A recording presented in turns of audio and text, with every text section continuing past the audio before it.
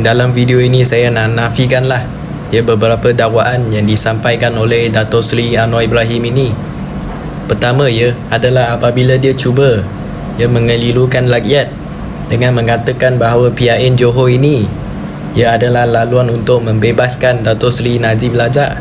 Itu tak betul sebab kalau ikut perkara 42 Perlembagaan Persekutuan ini, Kerajaan Negeri Johor memang langsung tak ada kuasa untuk memberi pengampunan atau membebaskan Dato' Seri Najib Razak. Kuasa pengampunan bagi kes yang dibicarakan di wilayah persekutuan hanya terletak pada Yang di-Pertuan Agong melalui Lembaga Pengampunan Wilayah Persekutuan bukannya Kerajaan Negeri Johor. Menurut perkara 42 Fasal 5 Lembaga Pengampunan terdiri daripada Peguam Negara, Menteri yang bertanggungjawab bagi wilayah persekutuan serta tidak lebih daripada 3 anggota lain yang dilantik.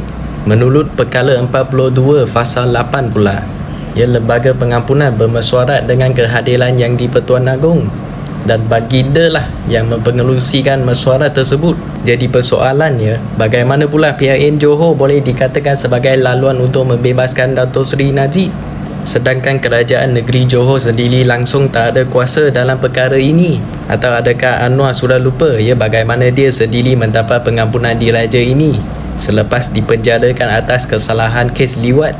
Kedua, dia sengaja nak tunjuklah bahawa kerajaan pimpinan dia adalah kerajaan yang paling bersih dan tidak terlibat dengan rasuah. Tapi kita rakyat tak lupa bagaimana kamu melantik Lee Kuan Yew yang ada kes rasuah ini jadi pengerusi SEA PICD, dan dakwaan kamu arahkan Farhas curi wang ke Afrika. Sepo kamu sendiri pun didakwa atas 5 pertuduhan rasuah serta isu pemilikan saham Azam Baki ini dan dakwaan mafia korporat. Jadi kalau nak bandingkan kerajaan PN Johor dengan kerajaan pimpinan Anwar, memang boleh dikatakan bagai langit dengan bumi. Ketiga, dia adalah ingatkan pihak lain supaya tidak sombong kerana menolak kerjasama dengan DAP ini. Tapi bukankah ketika Anwar dalam UMNO dahulu, dia yang paling lantang tolak kerjasama dengan DAP ini?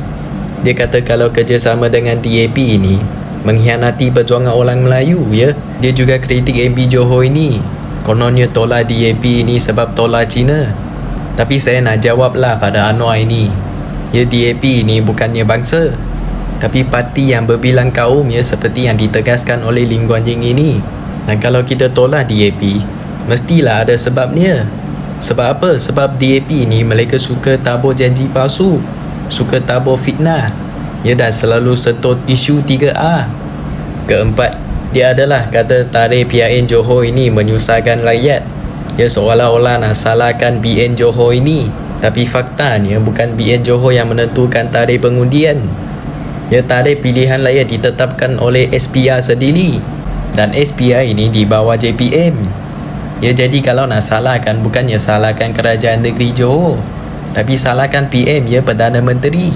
Dan akhir sekali, saya nak hadiahkan Anwar satu video inilah.